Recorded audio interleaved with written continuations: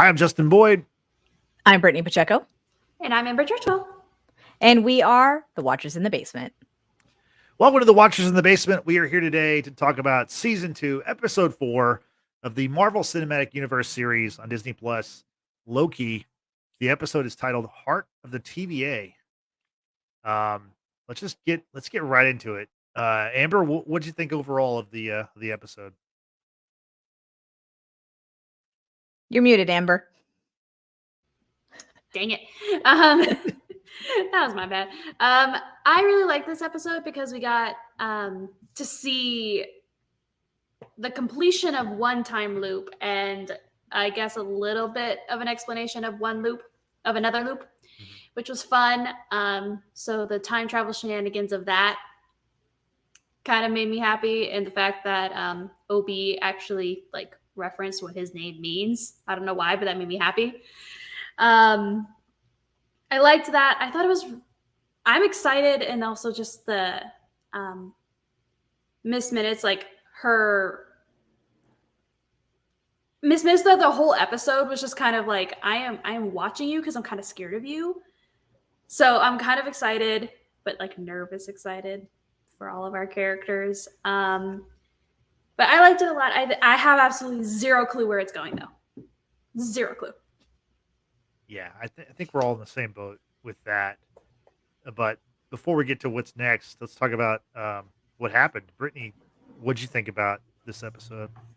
Man, I really enjoyed it far more than I did with this last episode, which is kind of funny because, Justin, you and I kind of talked about this episode before jumping on here, from the other day. So, Yorsh, my man.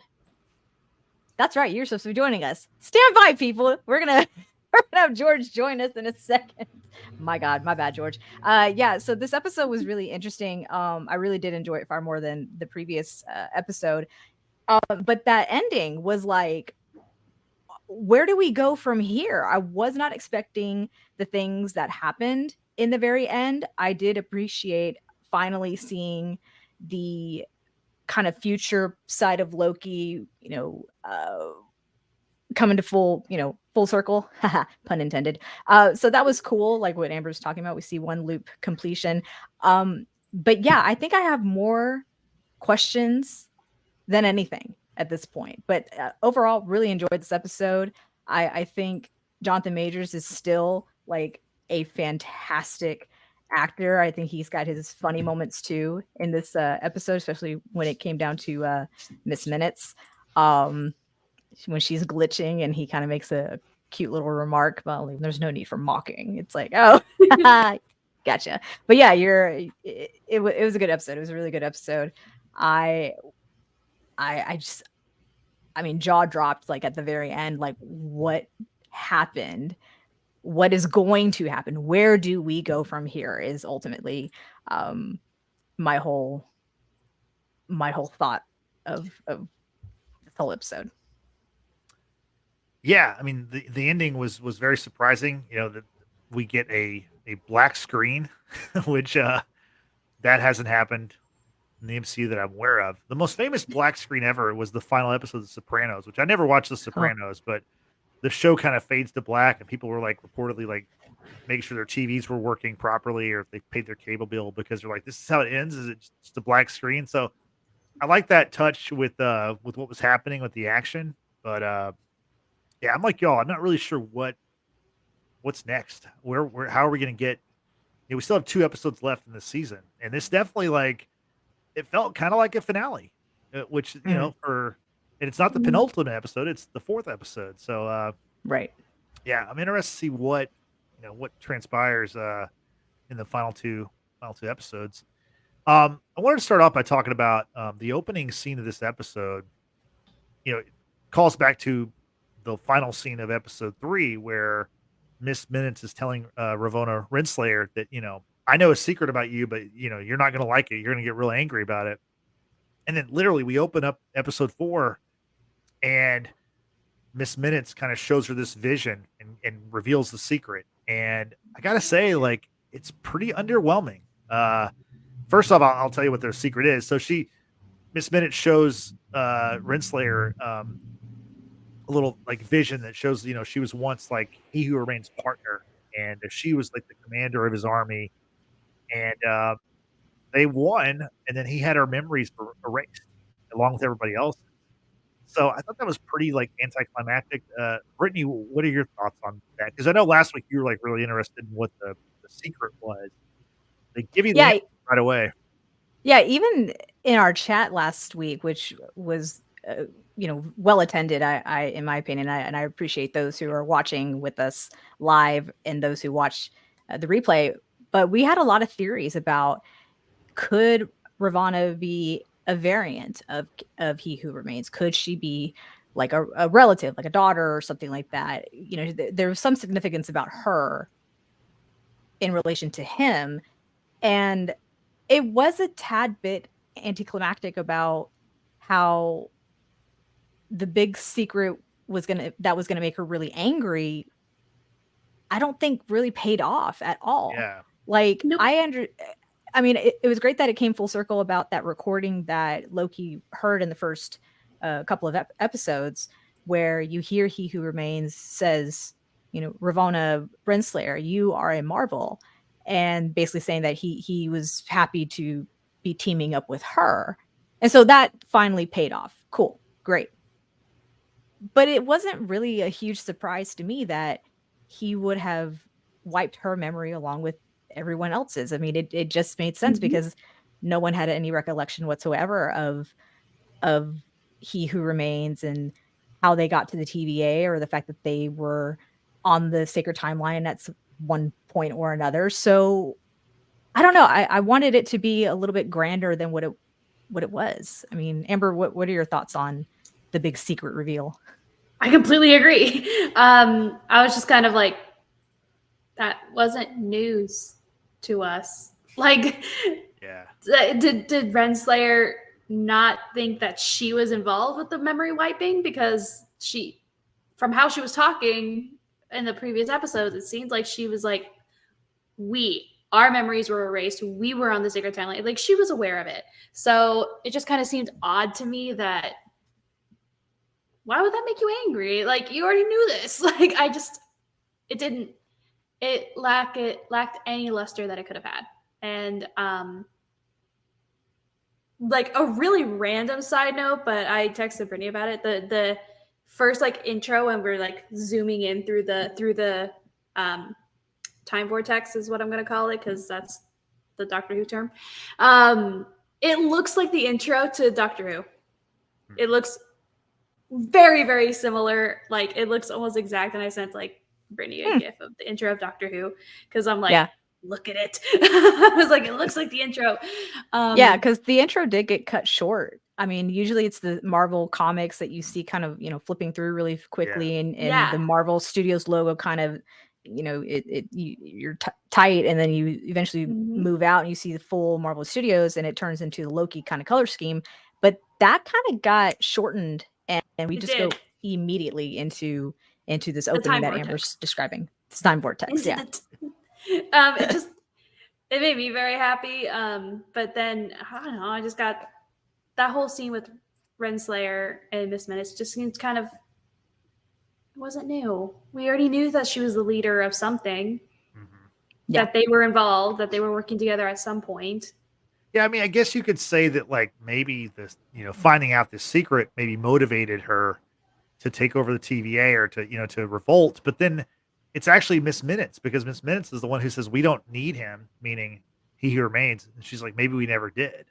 So that was also kind of a strange, like, because it's like, okay, so Miss Minutes and Ravonna are on the same team, or it's like weird, this weird like team up. Yeah, I don't know. I just thought that was like just kind of a miss for it was the whole weird thing. Yeah, it was very strange. I agree. And joining us, this fellow watcher, George. George, what up? You're on mute, but you're on mute, sir. Unmute yourself. I said you guys forgot about me. I'm so sorry. That's my bad. It's okay. I know I haven't been on in a while. I thought you were on a different timeline, so we'll blame that. There you go. That's good. So George, what did you think of this episode? And then also, what did you think of like the big reveal of secret that Miss Minutes had on Renslayer. Yeah, so I love this episode. I think I told you guys like right away, like I told Justin, I was like, I think I want to be on this episode, like, so I can talk about it with you guys, because I was actually like hooked. The first two episodes before Victor Timely came in, I wasn't like, it was just slow for me. It was like a slow burn. But then once Jonathan Majors like just got into the show, like I was fully invested in his character. And this episode, I was fully invested into the character, and now look what happened. So I'm curious to see what's going to happen with this. And what were you saying about the you said something about Miss Minutes. So the big secret that Miss Minutes had on Renslayer, you know, that the cliffhanger. That she helped the He Who Remains. Yeah, like she was part of the commanders or whatever. Like she helped him win that war for him, and basically he pulled her out. He's like, all right, erase all their memories. Yeah, but did you think that the big secret was like a real big secret, or it was a bit anticlimactic? Yeah, I don't think it was a big secret to me. I'm just like, yeah, that makes sense. Like that totally makes sense. I could see. I already assumed everyone's memories were wiped.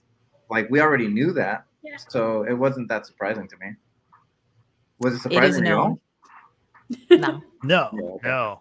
Not at all. No, it's just they played it up like it was this big, it was the end of episode 3. Like, oh, I know a secret about you, and it's going to make you real angry. And then she doesn't really get real angry, and it didn't seem that big of a secret. It was like, I'd be upset, sure, but I mean, what are you going to do about it? Yeah, I mean, you can't remember these things. You can't go back. Well, maybe they could go back and change it. Who knows? I think that's what they're doing. Who knows?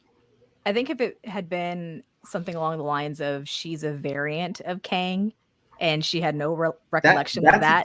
That's a theory I've heard, or I've seen like floating around there, that could be a possibility, that she's like a female Kang variant, kind of like Sylvie and Loki. Right, and so I feel like if that had been the secret, I think that rightfully would have made her angry. Like I think like because she has no recollection of it. Yeah. It's like, oh, are you saying like I could, be the next He Who Remains? Yeah. And I can take over, and fuck yeah, I'd be pissed. That would have been more of a shock to me. Then I would have been like, oh wow, like that's crazy. Exactly. Yeah. Do you think can it still happen? Who knows? Who knows? Maybe.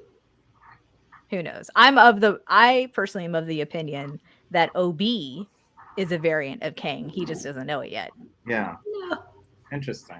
I know. It hurts Amber's heart about that because she loves OB, but I like him. It kind of makes sense. And I think like what happens in this episode with Victor Timely and OB, because they're like in a loop of like in their own right, it kind of to me just makes sense. I have a question about that. So when they meet and they start talking to each other, like they know each other, they studied each other's work. How the fuck does that work? Because he made the book and they dropped that book off to him. Right. But he said he learned stuff from him. How did that happen? Yeah. So he being OB learned from Victor Timely. Victor Timely in turn learned from OB. Amber, do you want to weigh in on that? Because I think you probably have a better take on it than we do. I spent I spent a good hour actually trying to draw up a diagram for this, and I can't. I couldn't come up with something that I really liked. But basically, it's just like the chicken or the egg. It's a loop. Because what came first? We don't really know what came first because one created the other created the other. It's a loop. We don't really know what the catalyst was. So, because we don't know how OB got Victor's notes. We do know how Victor got the handbook. Right. Mm-hmm. So it's just kind of like we got you got OB does like he writes the book. I'm gonna do a little thing. So he writes the handbook. We go, wait, that doesn't work. Yeah, doesn't work. We got him doing the book, but then we got like it being given to Victor Timely. Yeah, it goes it's given to Victor Timely. He writes his notes, and then they meet, which is odd. But we just don't know. We don't have like that connection of how OB got the notes. Mm-hmm. Because OB used the notes of Victor Timely for what? To write the book. to write the right? handbook. To write the book. Yeah. What? Yes. What? Yeah. That's I why thought- this is so insane. This makes no sense to me because I thought he wrote the book. He did write the book. I thought OB wrote the book. OB by wrote himself. OB No. wrote the book with the inspiration of Victor Timely's work. And in turn, Victor Timely wrote his experiments and notes based on what OB had written. It's a Okay. loop. It's a loop. Yeah. And Okay, we so know we how don't- The impression I got, but okay. and we know how I how that Victor makes sense. Timely got the book, because that was explained in the Right. episode, like I don't remember the year, 18 whatever. 1893. Thank you, 1893. We see how Victor Timely got the handbook. Yeah. So Mhm. we have that, and he therefore creates the notes Mhm. and his scientific notes based off of the handbook. Hmm. And then we don't know how, but somehow OB gets OB's past timeline and OB's past. Hmm. He gets the handbook. I mean, Mhm. sorry, he gets the notes, The notes. and then he Mhm. writes the handbook off Okay. of the notes. And but So we're we just haven't seen missing yet that and don't piece know of how information. yet. So they have to answer this, right? Yeah. Okay. I think They the might answer is not. that. Yeah, I think the answer is that OB is a king variant. I think. Thank you. I mean, very he's much. he's I mean, like that would make the most sense. Yeah. I guess, right? it was like I referenced in one I of the don't previous like episodes. it, but maybe. Yeah, in one of the previous episodes, remember there was a part where they both used the word visionary to describe Mhm. someone Each else other. or something, each other. Yeah. Yeah. And then in this one, like you get their meeting, which it's an awesome scene.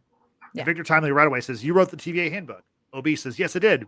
But I learned everything I know from a brilliant 19th century inventor named Victor Timely. Yeah. If he had the resources, he would have been bigger than Einstein." So like right off the bat, like this is what Kang would say about himself, or what He Who Remains would say about himself. So That makes sense. Yeah. it's overly complimentary.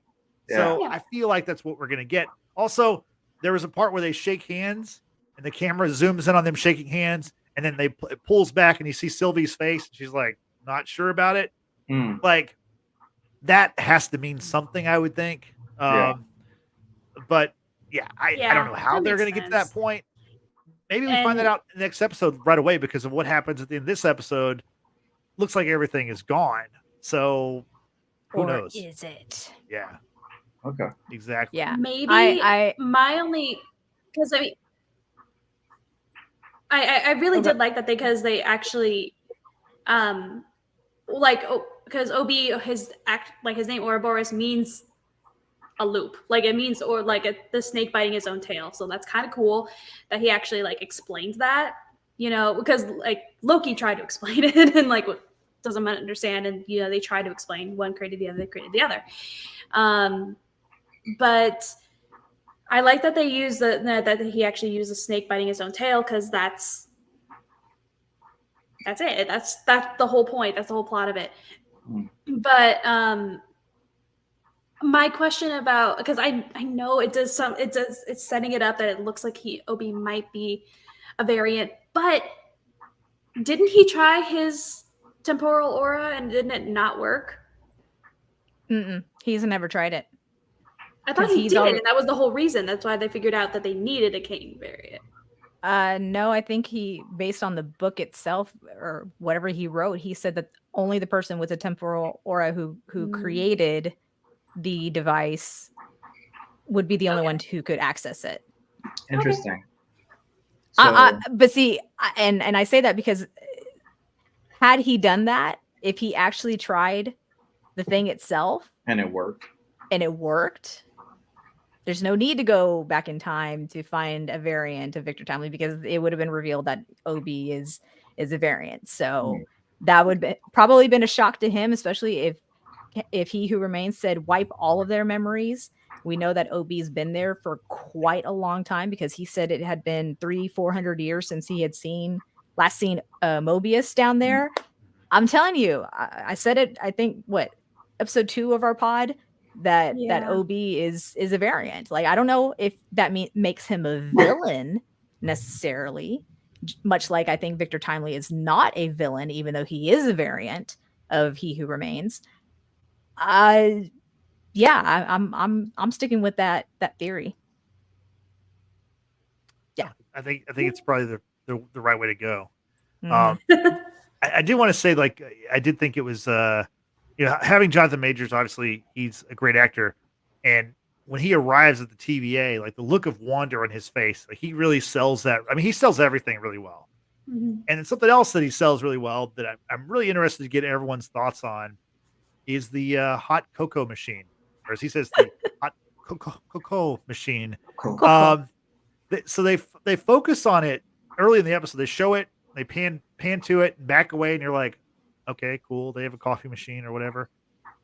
Then later on in the episode, it becomes a bigger thing where he's like, they're trying to fix this temporal loom, and he's like so fixated on the fact that Mobius is drinking this hot cocoa and it comes from a machine.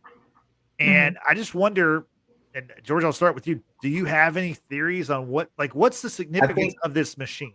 So I think it was the last episode. Remember, he had a chair that could control the temperature of drinks or control the temperature of something. I think he was amazed by that, and he's like, "This is an amazing invention." He's like, "I wish I would have created this, or this is how it works, or whatever like that." That's what I thought.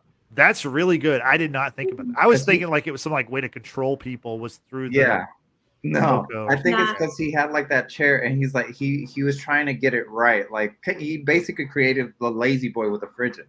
Yeah. And your girl wants one. You know, I interpret that whole scene very differently. Mobius is drinking the hot chocolate, and Victor Timely is just so enamored with what it is. But in the background, you have Casey and OB who are trying to get the temp pad to work, and everything's offline. Like nothing is working. The temp pad's not working. They keep saying it's not working, but Victor's just going on and on about this hot chocolate. And I'm like, this is like part of your life's work. How are you not more invested in the fact that the diagnostics are not being run because the temp pad's not working and you can't test things out? I kept thinking he's trying to not so much throw off the scent, stall them or something. It was really odd to me because even Mobius was like, hey, hold on a second. What are you talking about? And then you've got the hunter in the background. He's like, well, I'll go take him to the hot cocoa machine. And it's like, oh, okay, great. Get him out of here while we try to figure out what's going on with the temp pad. And it's just like, that was really odd to me, especially for Victor Timely being the inventor that he is, the visionary inventor that he is, right? Why wouldn't you be more concerned about why diagnostics could not be run on your device? Hot chocolate's more important. Listen, I had hot chocolate today. It was really cold and it warmed my bones. I don't quite have the same machine as they do in the TVA. I just use a kettle. But hey, hot chocolate. So are we getting the real Britney, or is this a variant today? The world may never know. The world will never. Oh, yeah, true. Never. Amber, any thoughts on the importance of the hot cocoa machine? I was a little bit suspicious of it, but I did genuinely just think that he was, as an inventor, fascinated by something pretty cool. Because I mean, it's just kind of I don't know, because being a fan of time travel shows in general, like it's always really fun to see somebody from the past seeing something that we think is everyday, and it's completely amazing and brand new to them. Like our ancestors would be fascinated the fact that I have a light currently in my face right now that's just as bright as the sun. Like it, to them, like, how did you harness the power of the sun? Like that is magical. It's always fun for me to see what witchcraft is this. Exactly. Part of me is always just like, oh, that makes sense. But I did think it was a little weird that he was so hyper focused on that. It was kind of like he's like, I need to get out of here because things are starting. Like, I don't know. Maybe he's like for some reason he knew that the systems were going to go down at some point, and he's just like, hey, I need to get out of here before that happens and before they figure things out. I don't know. it was his way to, get to Renslayer and Miss Minutes, if that was part of like a plan or something, because when the Hunter D90 takes into the hot cocoa machine, Victor gives him a cup, and then Brad Wolf comes in from behind and prunes D90, and then Wolf takes Timely to see Miss Minutes and Ravonna. So I don't know if that was like an elaborate plan to get free of Loki and Sylvie and Mobius, but it worked. That was the plan. We don't know. Yeah. That exchange between the Hunter and Victor Timely, because Victor like offered the cup to him. He's like, no, like I'm good. He's like, please, like without saying anything, just take it. You'll feel better. Damn, what a way to go. Better with hot chocolate. Yeah. Just before you die, have some hot cocoa. I did like OB is he's showing everybody the model of the loom, and it's like super detailed. He's like, yeah, it's a slapdash job, and like I'm very embarrassed that Victor's even here to see this, and like it looks pretty incredible. Again, go ahead, George. No, I think that scene was like a callback to, it was like a reference to fucking Back to the Future. Really? The scene where he creates the model of the town and stuff, and he's like, I'm sorry. He's like, I couldn't whip it up. Like I couldn't do any better with it. But it was still kind of amazing that he did all that. He's like, and then he's like, it's not to scale. It's great callback. Yeah. Yeah, because Obi's all like, I haven't even made figures. I haven't painted anything. I haven't done this. I'm like, dude, it's a freaking amazing diorama. We get it. We get it. And they're fighting from that. They're fighting over who's like the man in the suit. Well, it can't be Mobius. It has to be Loki. Well, why does it have to be me? It was great. So the next scene I want to focus on is the Sylvie Loki conversation. And especially like, while they're talking, Loki makes a reference to the first Thor movie. And he basically says, my brother went to Earth or visited Earth, and when he came back, he was different. And, the conversation progresses, and Sylvie basically just says, like, look, we need to burn down the TVA, get rid of this. And he's like, that's the easy thing to do. The hard thing is to try to fix something that's broken. Hope is hard. And, then like, she says the quote, like, whatever we do, we're playing God. And Loki just walks away and says, we are gods. So, like, George, what did you take out of that conversation? I was like, he's right. they are. That's the only thing I took away from it. I was like, he's right. But he didn't make a lot of sense. I mean, say you destroy the TVA, then what? You're just, everyone's kind of fucked. Yeah. Like, everything's just out of nowhere. Everything's crossing over. People going to other time. You don't know what's going to happen. So I think this way, Loki just sees it as like, this is a way to try and keep things as safe as possible in his eyes. Yeah, what I took away from that whole scene is how much Loki was saying, we need to protect it. It's up to us to do it. And I know in previous live chats, we've had questions about whether or not we think that Loki is really on the like side of good, or does he have an evil plan? And I really do feel he's come to a realization that his time is over on the sacred timeline. Like he died, right? He died, and him going back would, probably cause a Nexus event, branches, what have you. So now he's invested in an organization where, who knows? Maybe if he wants to come out on top, maybe he does, maybe he doesn't. Doesn't really matter. The very fact that he's saying we, us, and trying to save something rather than just take over and, kill everyone in the process. It's a very different Loki than who we were first introduced to in Thor and in the Avengers. So that's what I really took away from it. And also the fact that, oh my God, it just like left me. I'll probably come back and think about it. But that was really the big takeaway from it all. Just the we, the us, and that you can't give people free will and not leave them unchecked. Basically, like you have to have some sort of governing body to watch over them, protect them, and that kind of thing. And I think that's why he really is so invested in the TVA, because he's seen the things that he's done, the really awful, terrible things that he's done. And, that didn't work out. So, yeah. Yeah. Amber, your thoughts? I kind of took it like how you did, but a little bit further in the fact that he has changed since seeing what his future would have like on the Sacred Timeline and dying and everything would have been. But also I think what he was meaning by giving everybody free will and not keep them checked is the fact that not everybody is going to agree.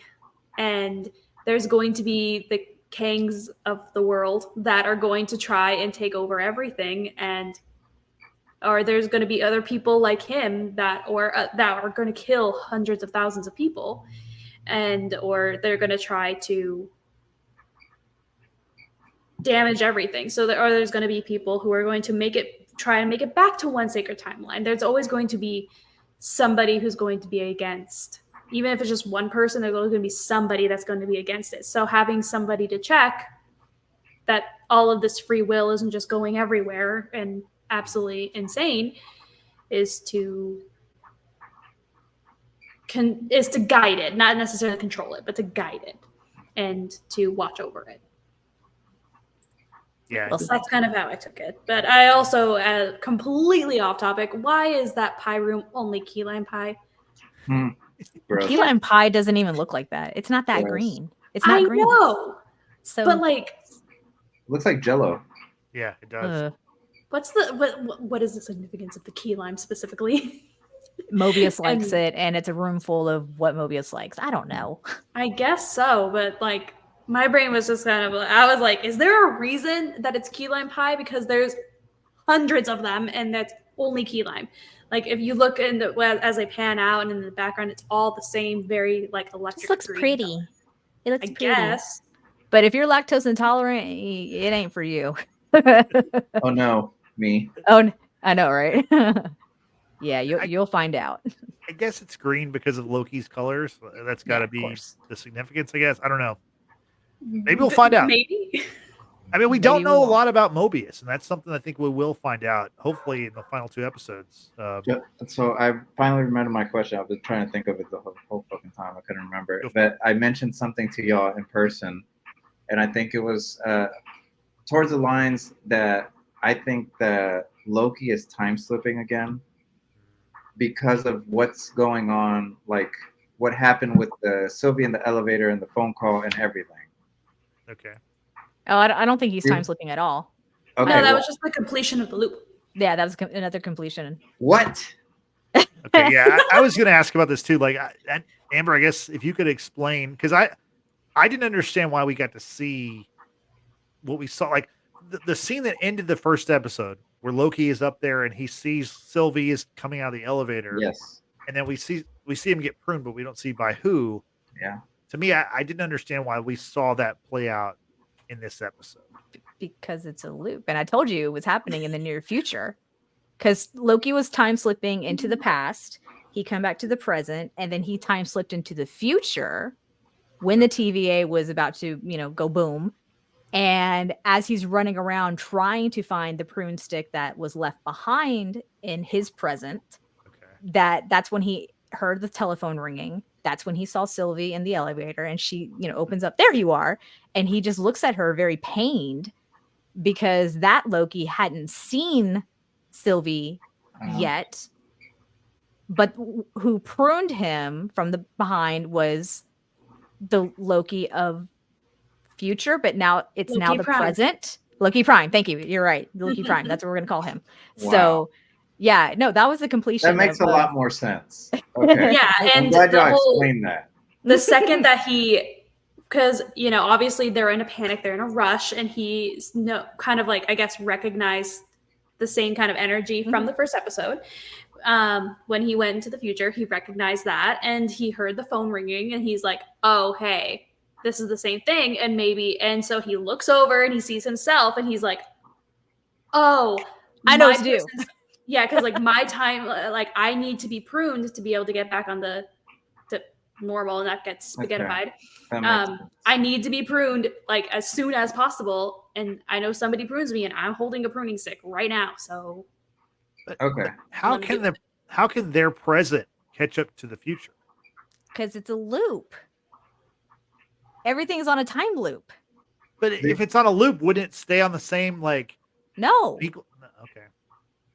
I get it now. I understand it now, Jay. Like, Okay. so the way they explain it is really good. So let's just go back to episode 1. That Loki traveled to the future, Right. which Yes. is this Loki's present.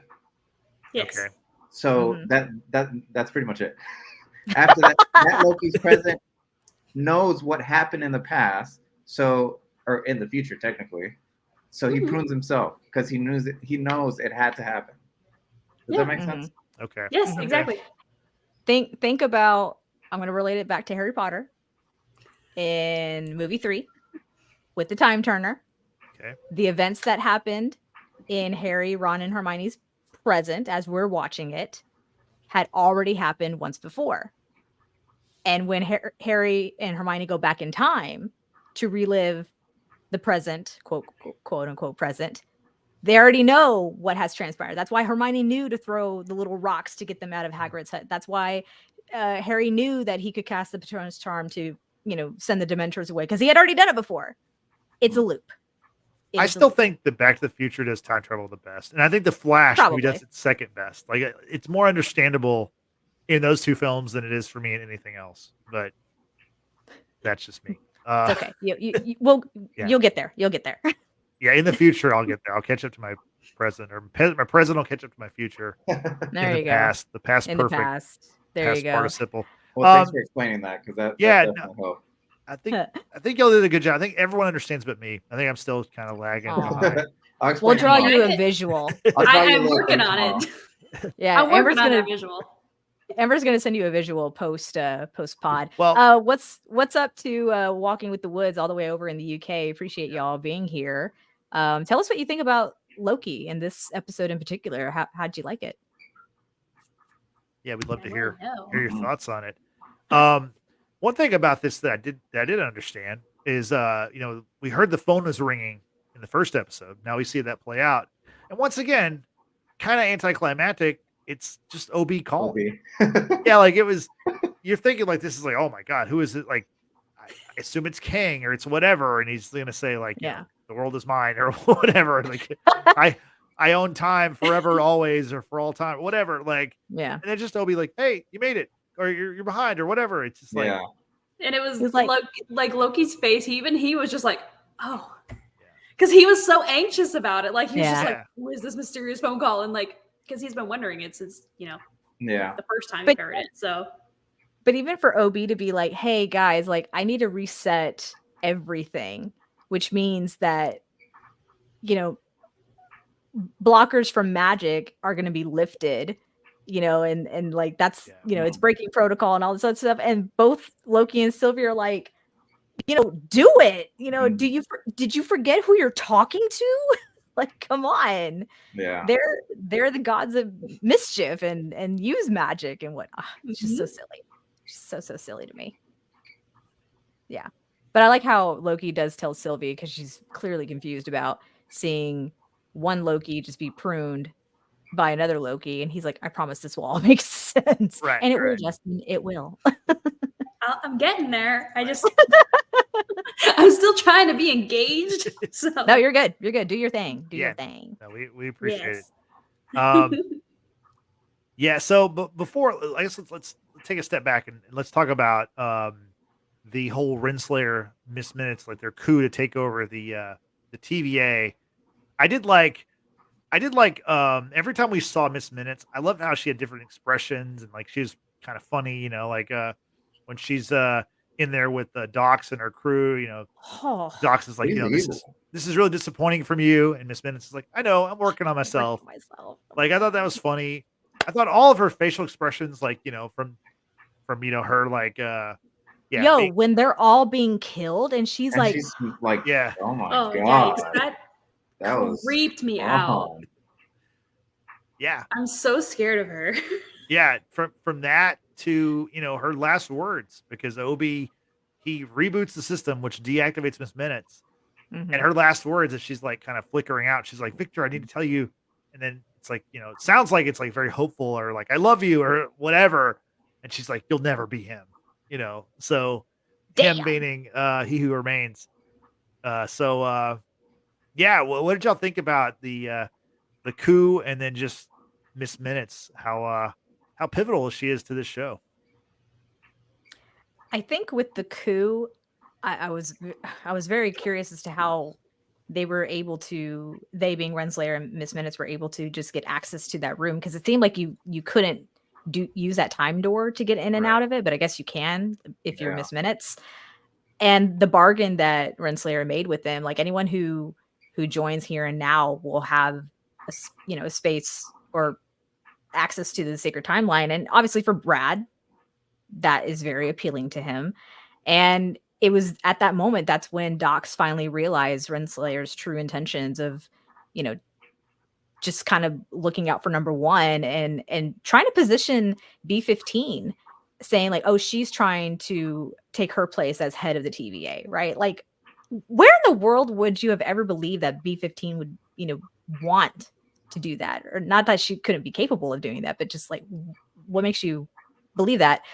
But I think it's kind of sad in the end where Docs like realizes the truth of the matter, right? And she and her team go down to their deaths. And Brad, I was very confused about whether or not he really seemed to be exhibiting that pain of listening to his fellow colleagues' deaths, because it almost seemed like he snapped out of it really quickly. So I'm like, are you acting, or are you just trying to are you just trying to get over the fact that this happened, you didn't help, and now you got to do what you got to do? I was really confused about him. I definitely thought he was acting too. Yeah. Like how an actor just like gets in that like trying to get in that character.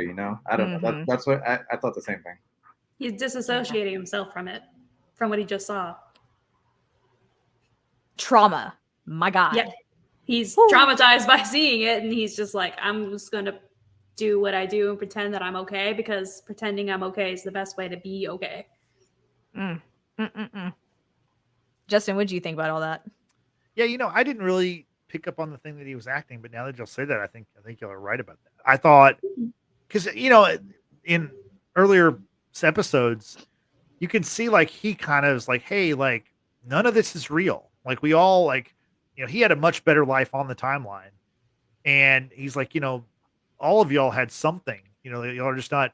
Y'all are afraid to like look into what. And, he's mostly directed that toward Mobius, but to me, I thought he was kind of pained a little bit, but it's almost like, well, they made their decision, and I'm going to try to live my life, and obviously they're gonna follow Docs or whoever. They're just like, they're TVA for life, and he's not. So For all time. but now that y'all always. mentioned, now that you mentioned the acting part, maybe that's what it was. Maybe he was just like, he was acting, like he was in character, and then he And scene. yeah, he broke character and was like just on team Ravona and Miss Minutes. So Yeah, I mean, he kind of pleaded with them to be like, yeah, please stop. But that But didn't that was last about long. it. I was Yeah. like, that didn't last long for him. It didn't. That was the wrong side, buddy. It didn't. Yeah. I mean, what a hell of a way to go out though for Docs and the rest of them. I mean, they obviously, did their own thing and trying to prune all the branches and, kill thousands and what have you. That's bad.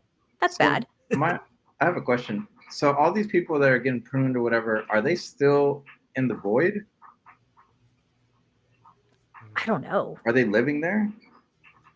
We don't know if the pruning is taking them back to like the Loki world void, Yeah. where all the like, Yeah. or if they're dead.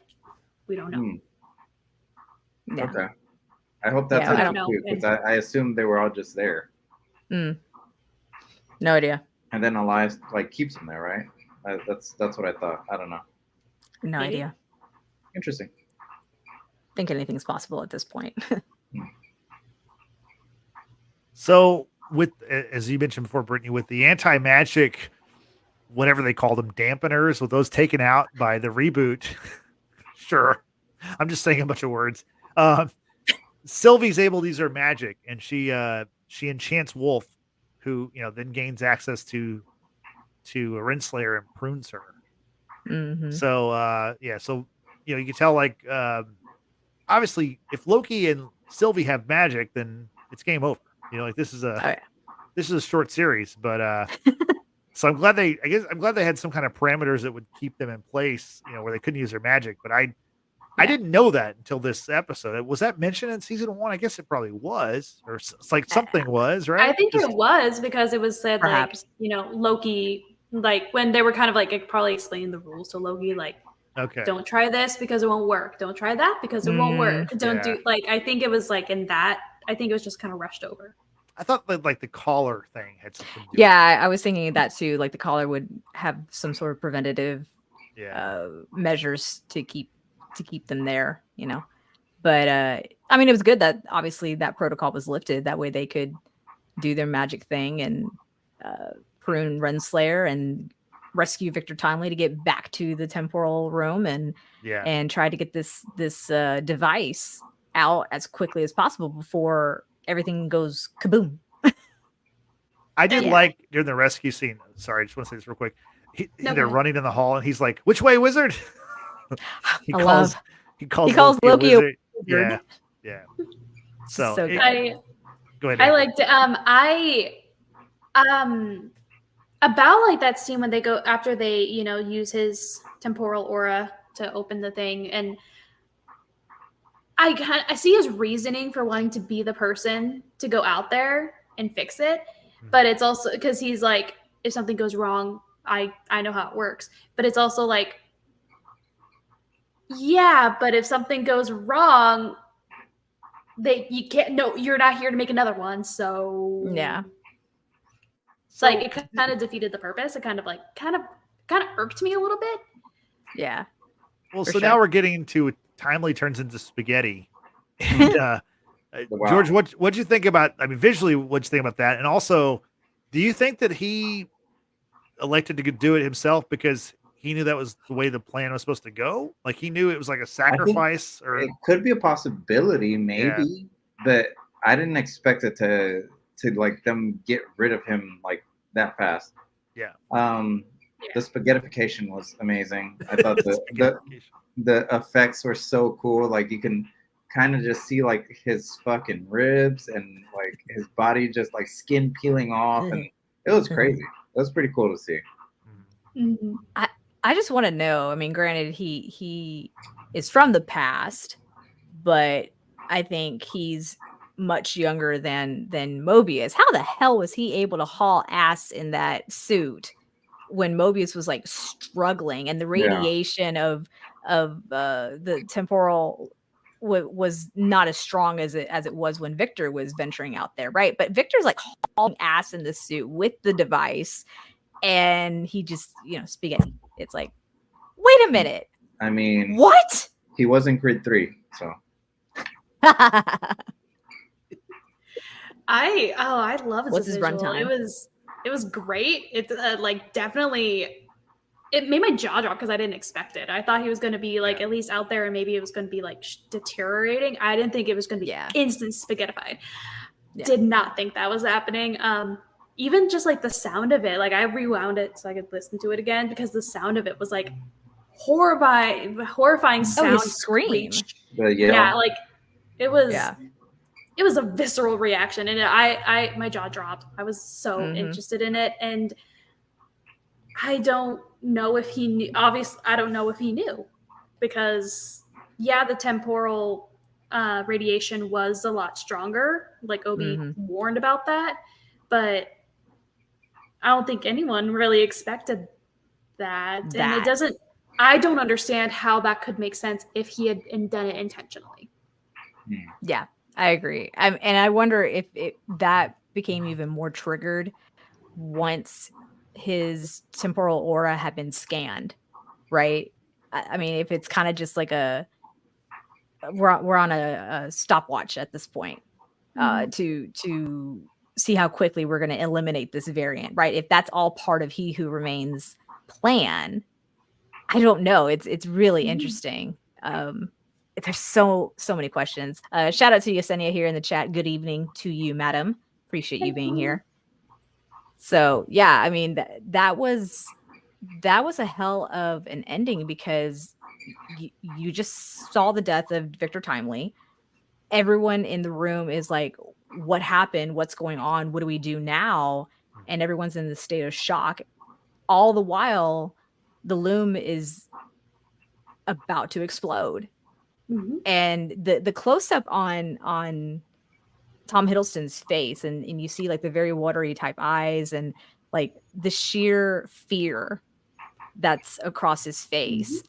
And then the blast, right? The bright light, and then he turns away, covers his eyes, and then it just goes to black, and it's like, what now? Like, where do we go from here? What happens? How can we progress with this story? Because this feels like it would have been a series finale. Yeah, it's a cliffhanger, but also you're right. It feels like it was the finale instead of the fourth episode. It really does. Yeah, it just not at all what I expected. Like, penultimate episode, maybe, but this is not even the penultimate episode, right? So, oh man, and there's only 2 more episodes left, y'all. Like, right. What's going to happen? So Disney did release, or Marvel released, a trailer for, I'm not sure if it's for episode 5 or if it's for the final 2 episodes. I watched it today, and I'm not going to spoil it because I don't really understand it, because I mean, we see our characters continue in various situations. All the characters continue, but they of course don't explain how do you get from the ending of episode 4 to what they're showing us in the trailer. So I guess one question I'll ask y'all: do you think that, Victor Timely obviously is a variant of He Who Remains, Kang? Do you think we're going to see Victor Timely again ever in the MCU? George, I'll let you go. I don't think so. I think we were introduced to him. He played his purpose. Obi and him met. They talked about their stuff. As long as they explain to me, like, how Obi got Victor Timely's notes to create the TVA guidebook, that's all I want to know. Like, I'm cool with learning that from Victor Timely, never seeing him again, as long as they explain that. Because I know there's other Kang variants that are going to show up, and I mean, there's countless numbers of them. So as long as they answer those things, I don't think we're going to see them again.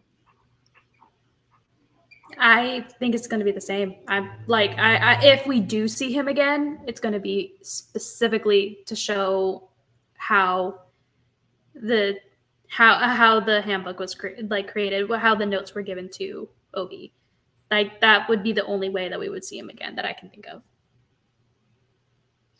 Yeah, I think just with the introduction of seeing him for the first time in the post-credit for Quantumania, now we got to see a little bit more of him, who he is as a person, the things that he's invented, and the role that he had to play with trying to save the TVA, because he did make mention after he arrived, like, to Mobius, Loki, you want me, Miss Ravonna wants me, the effervescent about Miss Minutes, wants me. They all wanted him for their purpose and their reasons. And I think to allow him to try to correct the device with his life's work, the prototype, to try to save the TVA. That was a very good impression of him. That sounded good. I try. Oh, I also like how he referred to Chicago, how it was the shady. I've never heard of that word before. It's like shady. How do you say? Shady logical or shady logic. Yeah, basically being a really shady capital of the world, right? And I was like, oh, that's a really cool word. Now I gotta find it so I can start using it.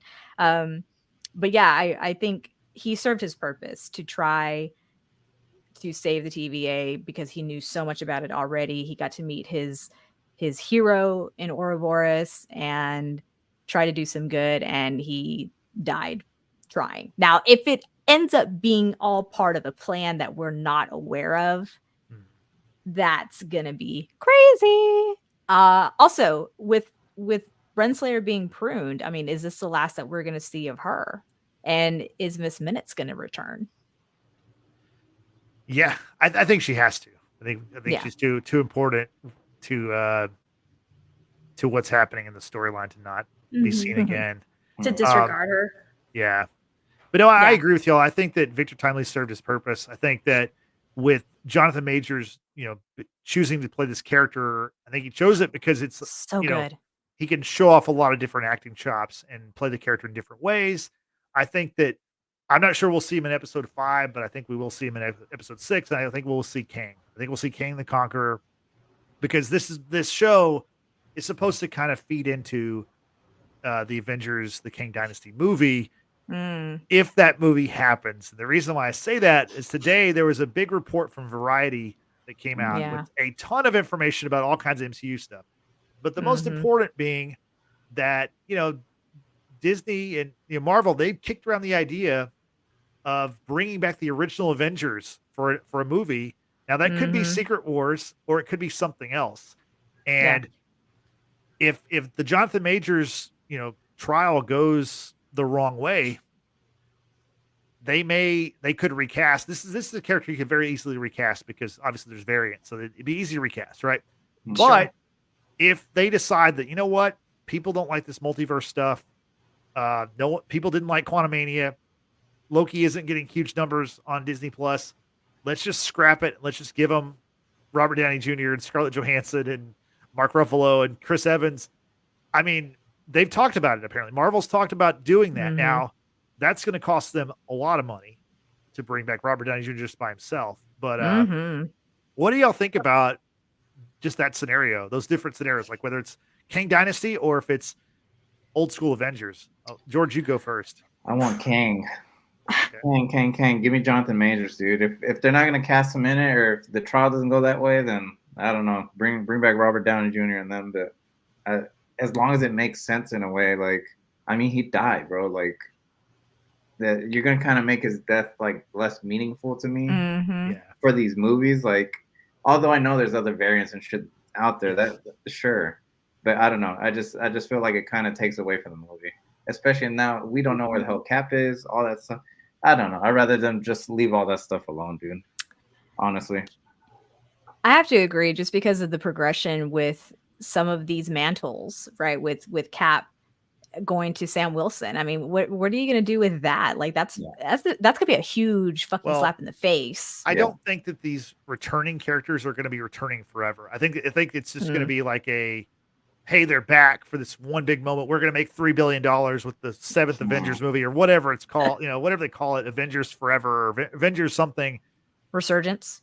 I think the smart thing to do is to bring these people back, but then have the new characters interact with them. So they kind of give them that rub. And it's like, oh, Yeah. that was the plan originally, but Chadwick Boseman unfortunately died and Yeah. we had COVID happen and then Disney Plus became such a huge priority and it really just kind of mucked up the whole Marvel Studios operation from what I've Yeah. read and understand. So I am, and Justin, you and I share the same opinion that with phase 5, phase 4, rebuilding. this is phase 5. Yeah. I know, but we're talking about 4 and 5. 4 and 5 are like rebuilding phases. You're getting a new story, you're getting new characters, and a lot of people were talking about superhero fatigue, obviously, because there's the shows, there's the movies, and there's just so much happening all at once. I get it. However, you have to build a story to start caring about these characters and what's going to happen next. And I think, like, for example, George just said that he wants Kang. Like, he's invested in seeing that role play out as the new big bad and what have you. So I'm right there with you. I mean, what we got for the first 10 years of Marvel, the Avengers, and what have you was fantastic. I mean, I don't think you can top that. I don't think you'll ever be able to top that. No. That's special. Would it be nice to see them like on a callback? Sure. But it kind of will make them less special if you're going to bring them back. The 100%, George hit it right on the nail on the head. Robert Downey Jr.'s performance, the sacrifice that Tony Stark made, is not going to be as meaningful as it would if you're going to bring them back, multiverse or not.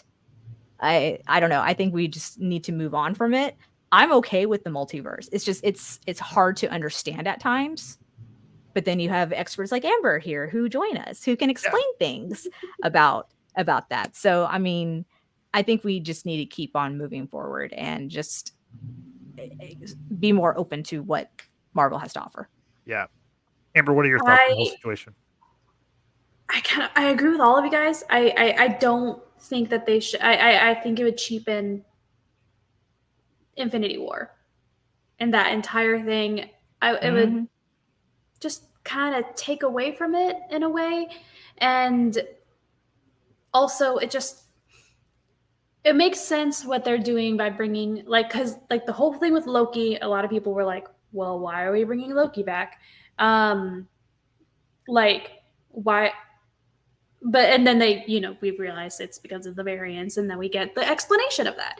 If they can do an explanation like that, but it would just be very it would start getting convoluted if they started doing it for so many people. Yeah. And that's what I worry about, is that because time travel is finicky and it's hard to understand. And I think that from what I actually haven't even seen Quantumania, and part of it was for me was because I was getting superhero fatigue. I was just kind of like, I'm tired, and I love Thor and I love Loki, so that's why I committed to this. And they are building it. They are rebuilding a story, and like George said, like, we're excited to see Kang. Like, now these people who are still like fans that are still involved, we want to see Kang. We want to see him, and we are like, you're building up to something. Please give it to us. Don't just take us back, because by the time that we get there, it's going to be like a decade, right? after Infinity War. So it's like, I don't need a flashback from 10 years ago. I don't. Please give me these other characters, like, because Loki was, he died in the first 10 minutes of Infinity War Part 1. Right. Like, he wasn't a focal point, but now a lot of people, like my family who never really cared about Loki, now they're actually interested in it, because interested in Loki as a character because of his show. Yeah. So it's just like, do that. Focus on the characters that you do have and like growing them, because it will cheapen the effect of the other ones, and we don't want it to get convoluted. We don't want it to get confusing. And even just a callback would be, even just having them for like that one moment or that one scene. It's just like, okay, well, then you're going to have to explain that and still have it make sense within the rules of this story. And from what I heard was Quantumania, and as all of the reality shifting and WandaVision and everything like that was happening, people were confused. A lot of people were just too confused to continue following it. They were exhausted from thinking about it and having to piece it all together. It would just get worse if they started bringing people back.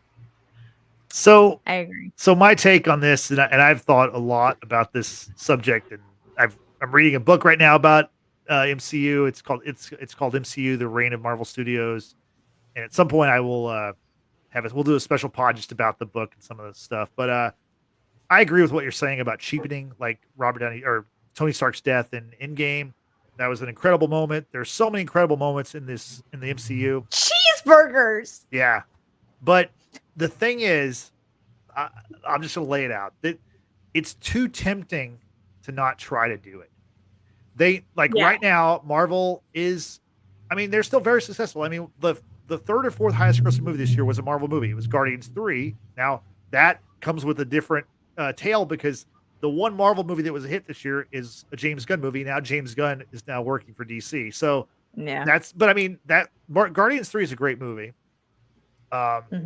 So financially, they took a little bit of hit this year, which that hasn't happened to them since they began in 2008. So I can understand why they'd say, you know what, people love Iron Man, they love Chris Evans as Captain America, they love ScarJo as Black Widow. Let's bring him back. And with the multiverse, you can make it work. And these characters they're based on, of course, comic book characters, and in the comics, no one stays dead. I mean, the only character that I know that stays dead in the comics is Uncle Ben. And he doesn't stay dead, I don't think, in every iteration. Now, back in the day, Bucky Barnes was a character who stayed dead until they came up with the Winter Soldier idea. So no one stays dead in these stories. So I can see them, like I said, it's just too tempting. Like to bring back Iron Man, that's going to do huge business. And at the end of the day, these are businesses and they're trying to make money. And they took a little bit of a hit the last few years and they're trying to recover. And they know, like, hey, bringing Iron Man back, that's like in case of emergency, break glass. That's what that is. That's the fallback plan. I just hope that when they do that, because I do believe that we're going to see some of these people back. I don't know if we'll see everybody back, but just make it where they interact with the newer Avenger characters. So, because those are the people that are going to carry the ball into the future.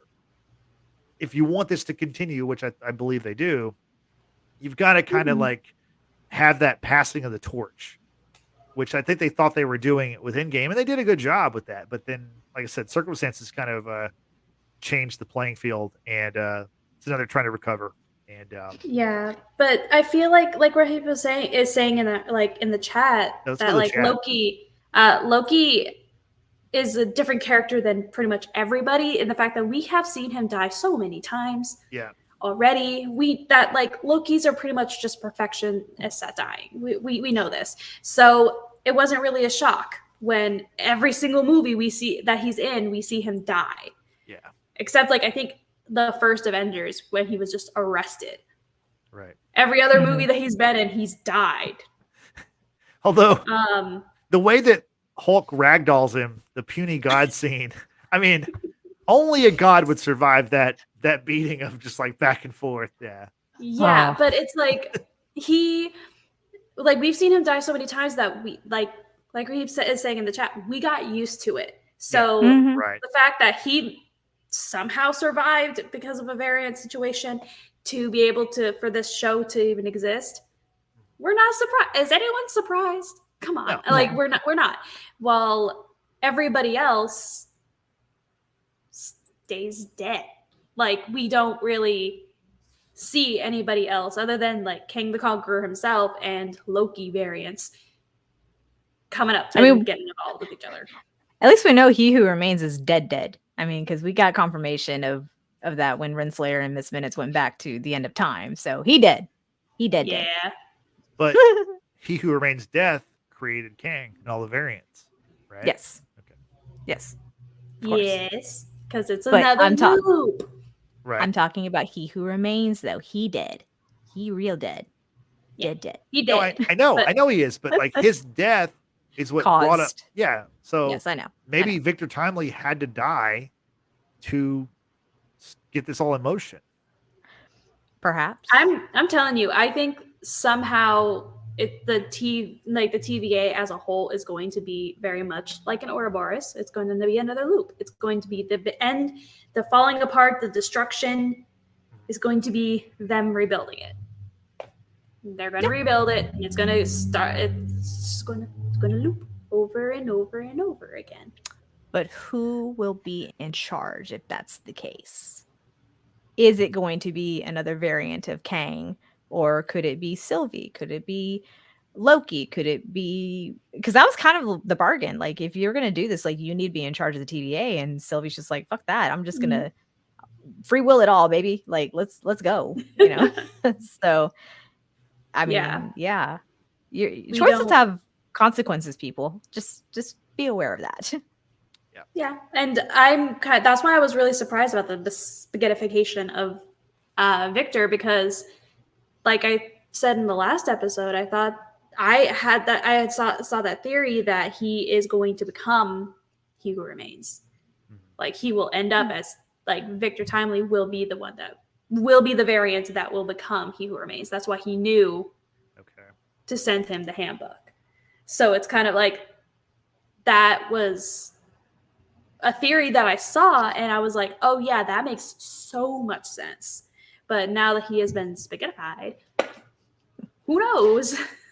So I'm looking in the chat, and Raheem left a comment earlier with regard to the next episode. And I haven't seen the trailer for the next episode, but I guess this is a bit of a spoiler in a fashion that the preview of episode 5 is amazing, especially when we see Mobius with the jet ski. So I wonder if with the explosion of the Loom, does that mean everyone returns to their time on the sacred timeline? Because they That's- were all plucked. That's probably what happens. And I think what Loki has to do, I think Loki has to go to each person and convince them to help him put it all back together again. That's my Okay. yeah. But I That makes mean, but if they're all from like different eras, I mean, unless you've got the tempad that actually like, unless Sylvie, I think was the only one that's got like the ancient tempad from He Who Remains, right? So maybe yeah, so she might be the only one who can go back and forth to locate these people. So as long as Loki and Sylvie stick together, I'm imagining that's how they'll be able to track down everyone and get them reunited. I just wonder if then their memories are intact, or they just return to their timeline as if nothing ever happened. And I don't it know. also just brings in the question of what if Loki goes back too, and Sylvie, Does he die all over again? Oh my god. because that's a point. Because Sylvie she's from a branch, she's from a Nexus event that her place was destroyed. But like, what if? Where does everybody go? Oh boy. So This many is gonna be questions. interesting. So And many. also, like, if everybody goes back to their original places, what about the places that were pruned? Because I don't know. like not everybody is from the sacred timeline, like Right. Loki. Exactly. And like Right. we even our Loki that we've been referring to as Loki Prime, he's Is not from the a same. Nexus event. Yeah, it's not the Loki that was raiding New York. It Right. was he's a branch, A variant. so yeah, and so is Sylvie. So it's just kind of like what's going to happen if that is what's happening. Where are the people from the branch is going to go? Also, Eternals. What the fuck, y'all? Where the fuck have y'all been? I personally didn't really care for the movie, and I tried to forget it existed. And I genuinely succeed most of the time that it existed because they don't get involved in anything. So No, they don't. No, they don't. I was just happy to see Robb Stark and Jon Snow reunite on this in one scene. That was all I was there for. That's it. Everything else, don't care. Just so saying. Raheem has a question about Thor 5, and I mean there's been rumors that there will be another Thor movie, and I mean now it's not on the official calendar for Marvel yet. And as I was saying earlier, a lot of things are up in the air. But the Jonathan Majors situation, if it works out in Jonathan Majors' favor, then I think there will be a Thor 5. I mean, I think there might be one anyway. But I mean, the reasoning behind that is Love and Thunder, despite a lot of people didn't like it, I actually liked the movie quite a bit.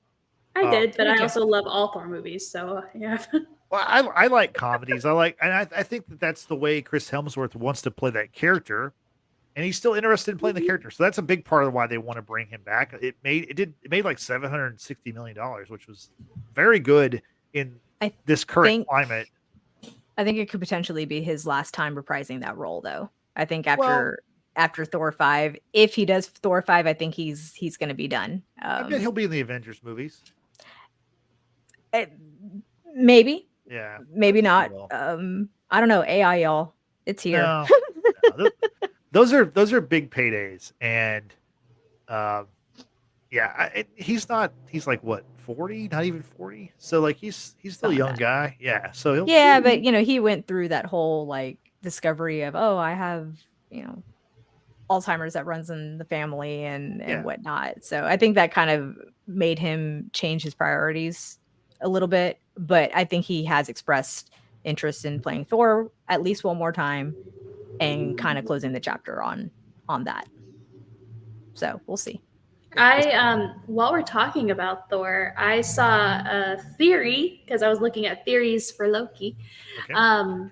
Somebody said that it was from because there are shippers of everything, and one of the shippers is the main ships for Loki is, other than Sylvie and Loki, is Mobius and Loki.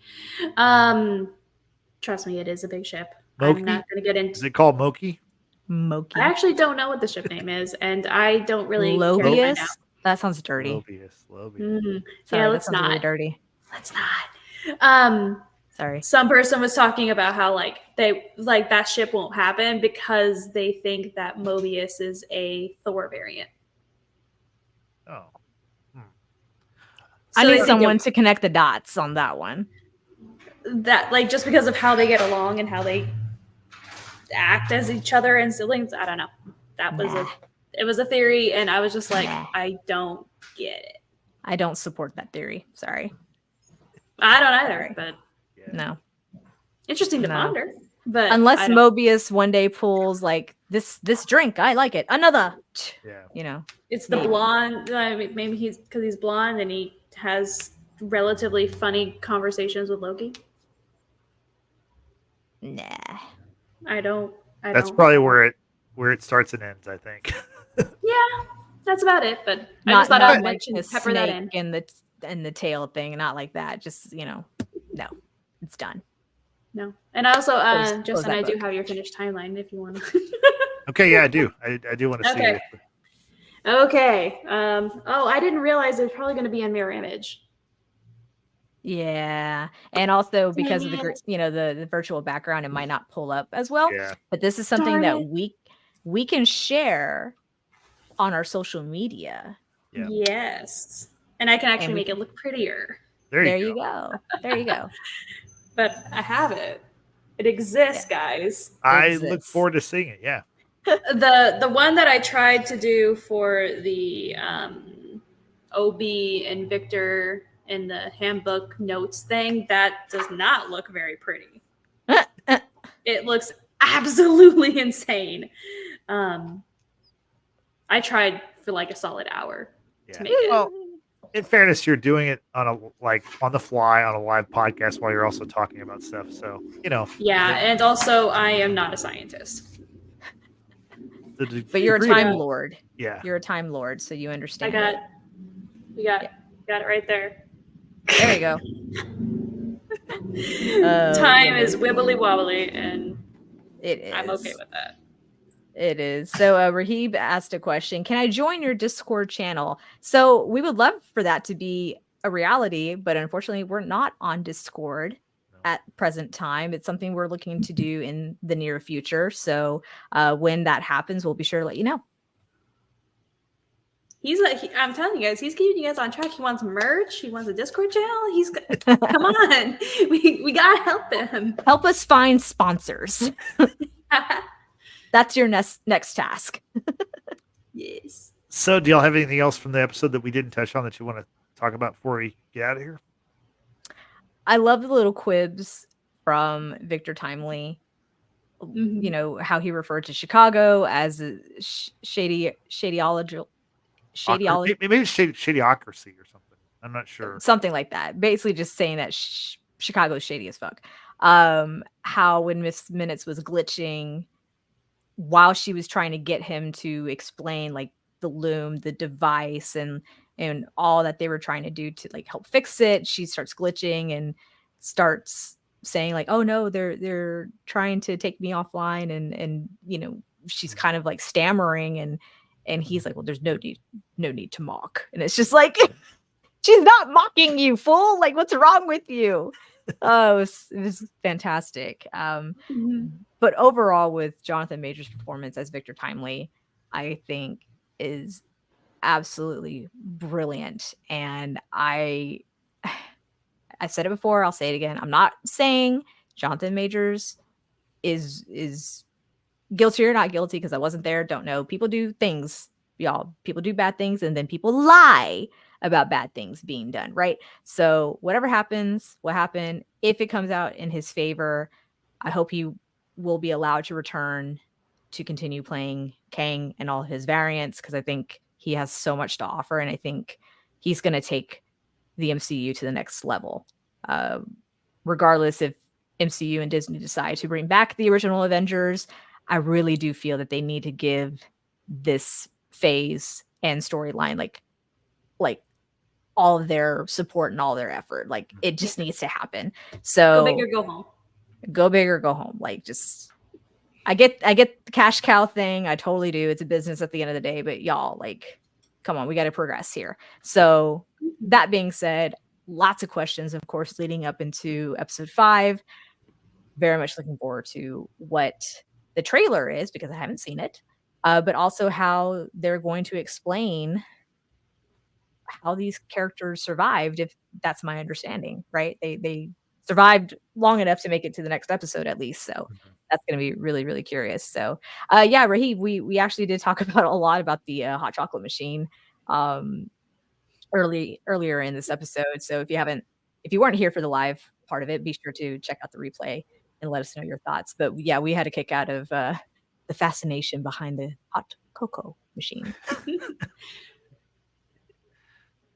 Amber, is there anything you want to touch on that we haven't talked about? Not necessarily. I mean, I did have kind of a little bit of a thought. I mean, Go for it. So I'm literally thinking aloud. So I have not put any back thought into this. I haven't pondered this long enough. Okay. Pruned things go to the land of Lokis. I'm calling it the land of Lokis, right? Okay. Which is how they get past. They get through that. They get past the monster, whatever storm thing, and then that's how they find he who remains in his place. And Right. around that area, we see the sacred timeline, or we see the. I don't know if we would still call it the sacred timeline if it's just the timeline at this point, but it's circling it, Right. Mm-hmm. and the TVA is outside of time and reality, just like that place. So what if physically it's the same place?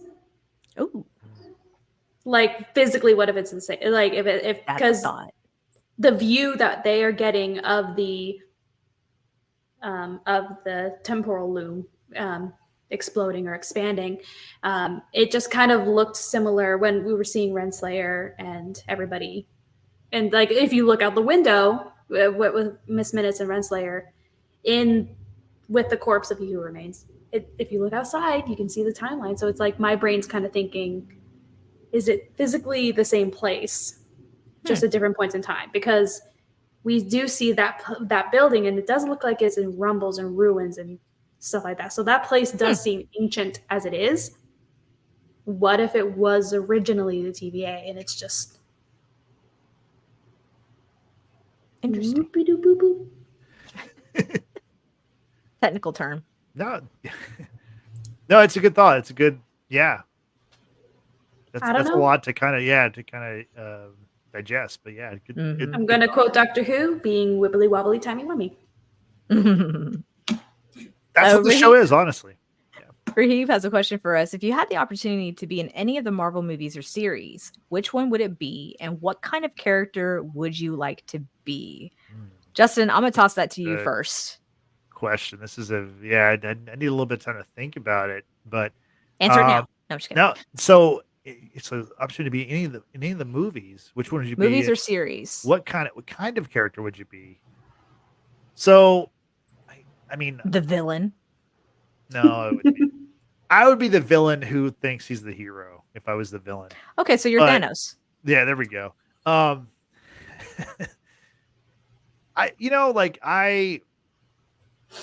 love, as a kid, I loved the Hulk. I loved Spider-Man as a kid. Captain America and Iron Man have kind of moved up my rankings as like my two favorite. Well, Spider-Man's still up there. I think I'd have to be like in the Hulk movie doing. Maybe I'm like one of the failed experiments with the gamma radiation. And I'm just mad all the time, and I'm like the worst version. You're of halfway Hulk. there. Yeah. Because in reality, I'm not that far behind. Yeah. So, I would want to be somebody, with the gamma radiation, the super soldier serum. Like, I want to get injected with something that would make me a superhero or a super powerful being. That's just like, honestly, I'd probably do that if I could in reality. So, or, I think the Iron Man suit's really cool, and he's got a lot of suits. So maybe I could be like, his weekend guy, like his backup, like his, he takes off or whatever, right? Maybe I cover Your Texas. part-time coverage. Yeah. I cover Texas. Like I'm part of the Iron Man Fleet. the Iron Man, the fleet. Yeah. There we go. Jeez. Looking over the Lone Star State. Or maybe just Houston. Maybe I'm Captain You're Houston or the something. lone Iron Man There we go. The lone. of House Well, Slytherin. I think I've vamped long enough. Amber, do you have an answer for the question?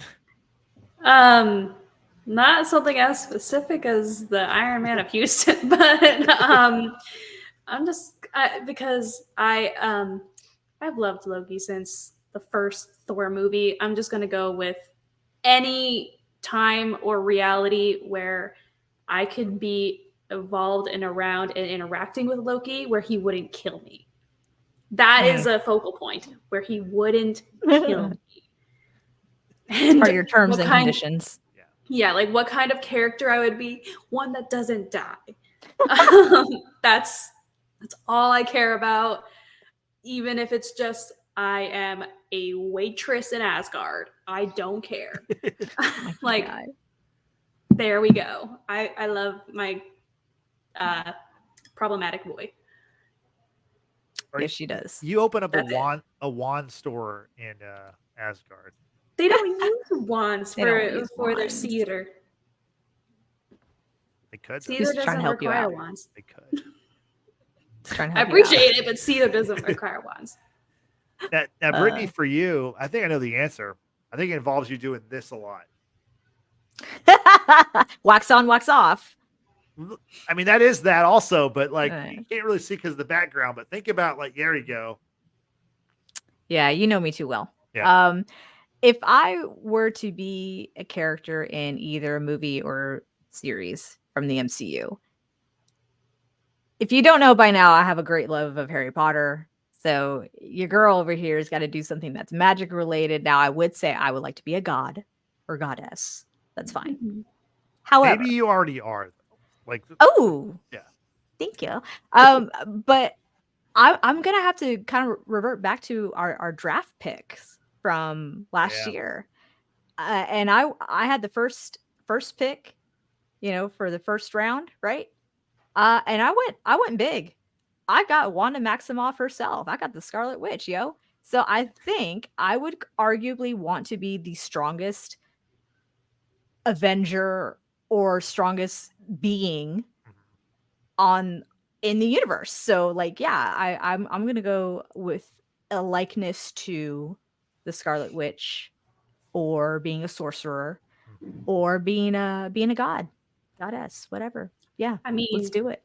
power to you, but I don't want that responsibility. Leave me alone. Who said I'd be responsible with it? Jeez, True. It could be the I'm most gonna rule the powerful being world in the way I planet. want to rule it.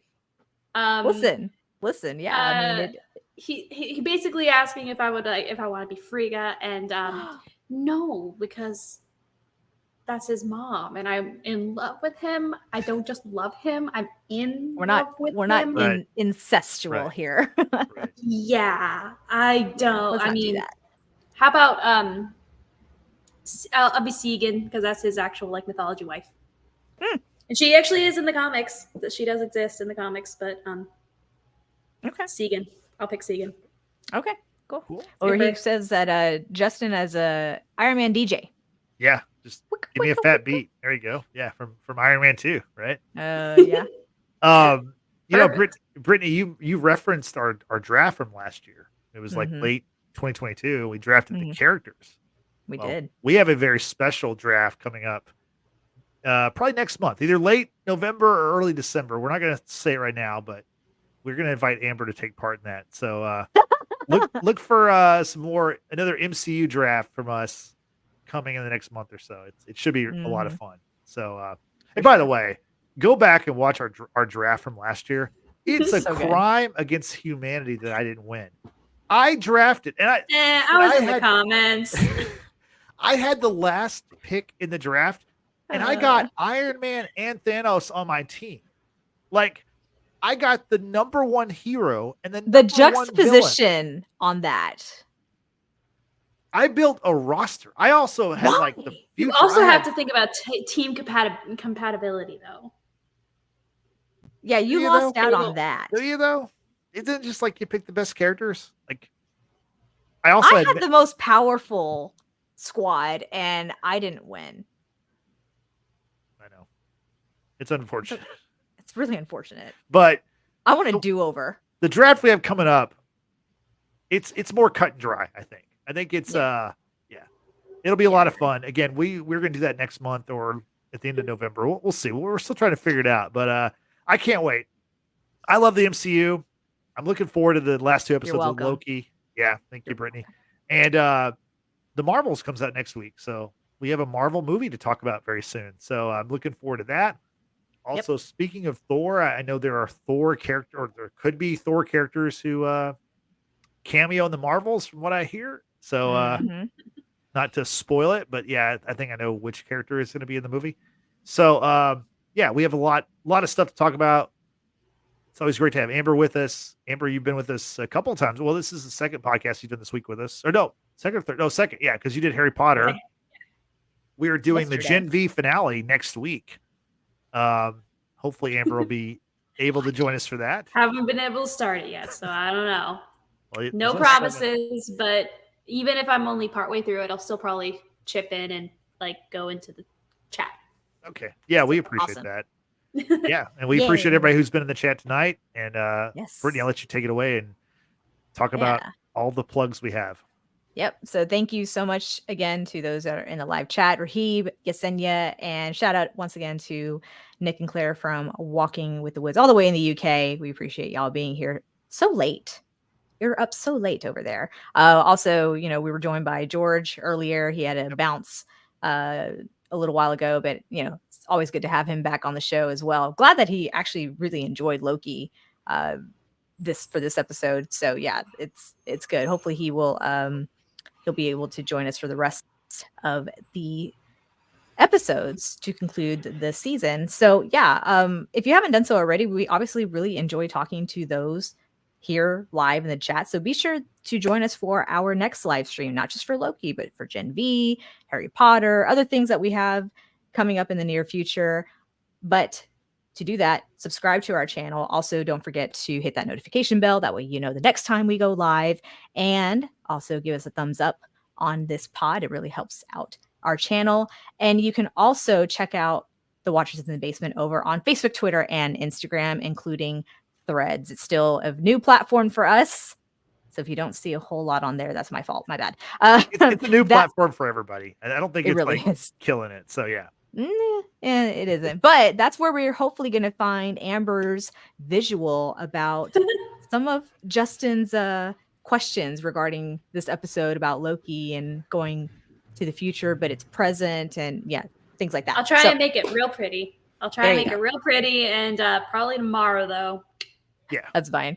So yeah, tune in over on our social media pages. Once again, that's at Watchers Basement. You can use that same hashtag Watchers Basement to help grow our audience. You can tag us in posts, memes, let us know the things that you want us to check out, and we'll be sure to do so. And lastly, if you're not into our video podcast, we've got you covered with audio podcasts that usually premiere the day after the video podcast over on Apple Podcasts and Spotify. Be sure to follow us over there. Give us a 5-star rating.